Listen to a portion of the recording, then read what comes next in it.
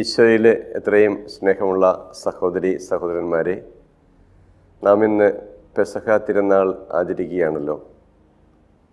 പെസഹ തിരുനാൾ സഭയെ സംബന്ധിച്ചിടത്തോളം ഏറെ പ്രധാനപ്പെട്ട ഒരു തിരുനാൾ ദിവസമാണ്. ഇസ്രായേൽക്കാരെ സംബന്ധിച്ച് പറയുമ്പോൾ പെസഹ തിരുനാൾ, പെന്തക്കുസ്ത തിരുനാൾ, കൂടാര തിരുനാൾ, ഇത് മൂന്നും പ്രധാനപ്പെട്ട തിരുനാളുകളായിരുന്നു. പെസഹായുടെ അർത്ഥം കടന്നുപോകലെന്നാണ്. സംഹാരദൂതൻ ഇസ്രായേൽ ഭവനങ്ങളെ കടന്നുപോയതിൻ്റെ ഓർമ്മ അവർ ആചരിക്കുന്നു. അതോടൊപ്പം തന്നെ 430 വർഷത്തോളം ഈജിപ്തിൻ്റെ അടിമത്തത്തിൽ നിന്നും കടന്നുപോകുന്നതിൻ്റെ അനുസ്മരണവും കൂടിയായിരുന്നു പെസഹ തിരുനാൾ അവരെ സംബന്ധിച്ചിടത്തോളം. അങ്ങനെ കടന്നു പോകുന്ന അവസരത്തിൽ പെസഹ ഭക്ഷണം വളരെ ധൃതിയിൽ ഭക്ഷിക്കണം, കുടുംബാംഗങ്ങൾ ഒരുമിച്ച് ഭക്ഷിക്കണം. ആ സമയത്ത് ദൈവം അവർക്ക് ചെയ്ത കാര്യങ്ങളെക്കുറിച്ചുള്ള എല്ലാം തലമുറകളെ അറിയിക്കണമെന്നും കൂടി ബൈബിളിൽ പറഞ്ഞിരിക്കുന്നു.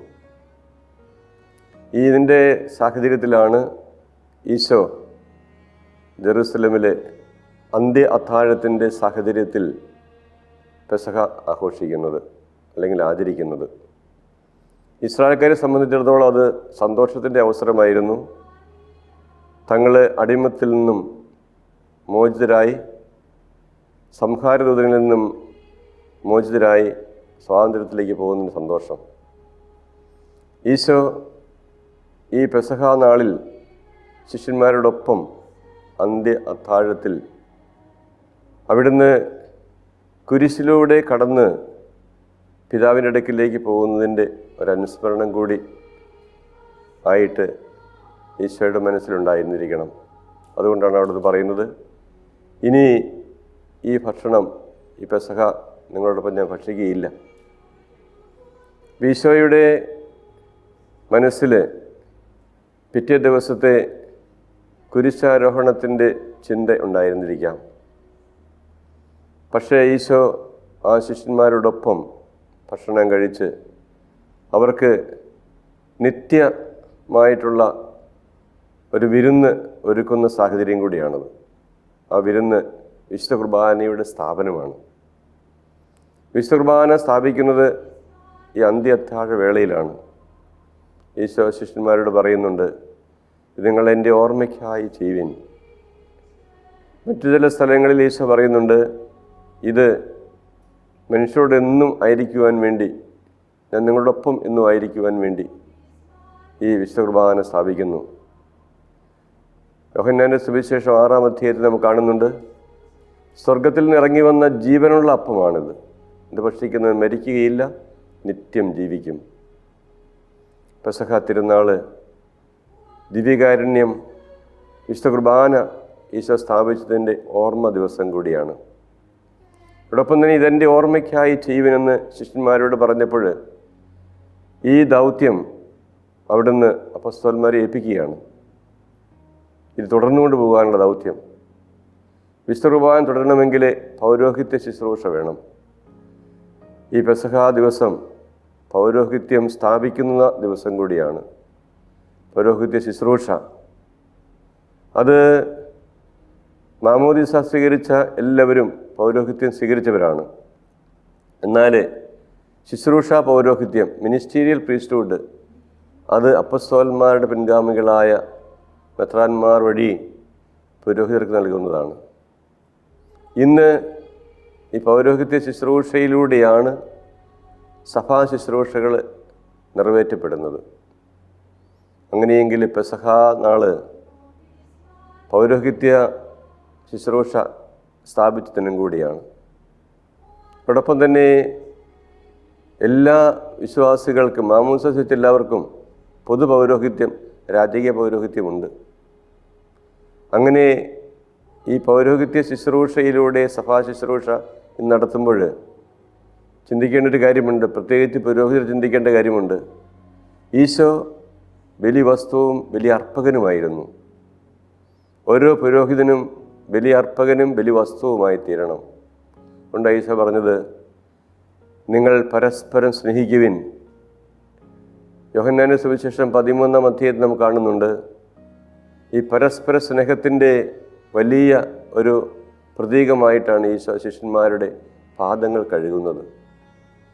പാദങ്ങൾ കഴുകി അവിടുന്ന് ഒരു അടിമയുടെ ആ അവസ്ഥയിലേക്ക് വരികയാണ്. സ്വയം ഏറ്റെടുത്തതാണ്, തന്നെ ശൂന്യനാക്കിയ ആ അനുഭവം. പൗലോസ് പറയുന്നത് പോലെ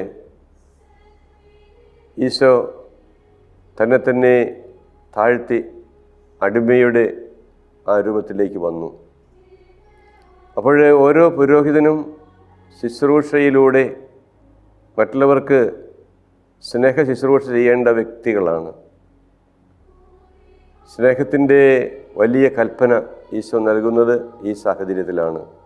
നിങ്ങൾ പരസ്പരം സ്നേഹിക്കുവിൻ.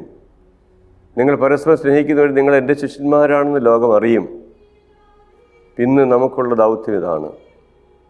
ഈ പരസ്പര സ്നേഹത്തിലൂടെ കർത്താവിൻ്റെ ശിഷ്യന്മാരാണെന്ന് ലോകം അറിയണം. അപ്പോൾ നിങ്ങളുടെ സൽപ്രവൃത്തികൾ കണ്ട് സ്വർഗസ്ഥനായ പിതാവ് മഹത്വപ്പെടണം. ഈ പെസഹ സുദിനം ഇങ്ങനെയുള്ള ചിന്തകൾ നമ്മുടെ മനസ്സിലുണ്ടാകണം.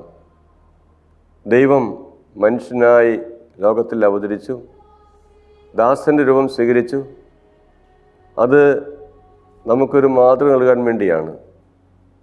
ഞാൻ നിങ്ങളുടെ പാദങ്ങൾ കഴുകിയെങ്കിൽ നിങ്ങൾ പരസ്പരം പാദങ്ങൾ കഴുകുവിൻ. കർത്താവിൻ്റെ ആഹ്വാനമാണത്, കർത്താവിൻ്റെ കൽപ്പനയാണത്. നമ്മുടെ കുടുംബങ്ങളിൽ നാം പെസഹ ഭക്ഷിക്കുമ്പോൾ വീട്ടിലെ ഏറ്റവും പ്രായമുള്ള വ്യക്തി അപ്പം എടുത്ത് എല്ലാവർക്കും വിഭജിച്ച് കൊടുക്കുന്നു. അതിൻ്റെ സൂചന ഇതാണ്.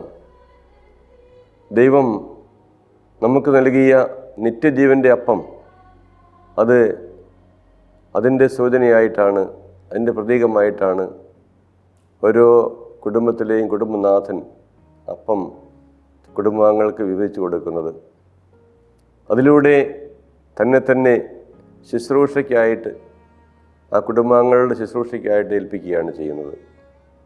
അതുപോലെ തന്നെ ഇടവകയിലെ ഓരോ പുരോഹിതനും ആ ഇടവജനങ്ങളുടെ ശുശ്രൂഷയ്ക്കായിട്ടാണ് തൻ്റെ ജീവിതം ചെലവഴിക്കേണ്ടത്.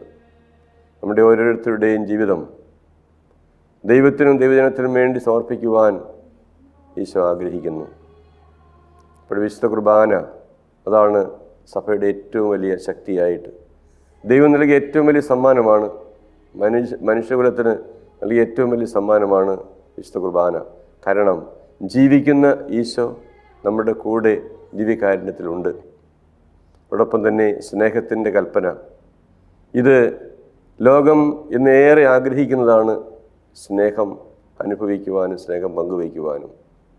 ദൈവം നൽകിയ കൽപ്പനയാണത്. പരസ്പരം സ്നേഹിക്കുവിൻ. ഈ കൽപ്പന പ്രാവർത്തികമാക്കുവാൻ നമുക്ക് പരിശ്രമിക്കാം. അതോടൊപ്പം തന്നെ പെസഹ തിരുനാൾ അനേകർക്ക് അനുഗ്രഹം ലഭിക്കുന്ന ഒരു അവസരമാണ്. നമ്മുടെ ജീവിതത്തിലൂടെ, നമ്മുടെ ജീവിത സാഹചര്യങ്ങളിലൂടെ മറ്റുള്ളവർക്ക് വേണ്ടി ശുശ്രൂഷ ചെയ്യുവാൻ നമുക്ക് സാധിക്കട്ടെ. അതോടൊപ്പം തന്നെ എല്ലാ ദിവസവും വിശുദ്ധ കുർബാനയിൽ പങ്കെടുക്കുവാനും ആ വിശുദ്ധ കുർബാനയിൽ ശക്തി സ്വീകരിച്ച് ജീവിക്കുവാൻ നമുക്ക് സാധിക്കട്ടെ. ഈ പെസഹ തിരുനാൾ ലോകത്തിന്, നമ്മുടെ നാടിന്, നമ്മുടെ കുടുംബങ്ങൾക്ക് എല്ലാം അനുഗ്രഹവും ആശ്വാസവും പ്രദാനം ചെയ്യുന്ന, പ്രത്യാശ നൽകുന്ന ഒരു ദിവസമായി തീരട്ടെ. തിന്മയിൽ നിന്ന് അകന്ന് നന്മയിൽ ജീവിക്കുവാൻ, തിന്മയെ കടന്ന് നന്മയിലേക്ക് കടന്നു വരുവാൻ നമുക്ക് അവസരമൊരുക്കട്ടെ എന്ന് പ്രാർത്ഥിക്കുന്നു.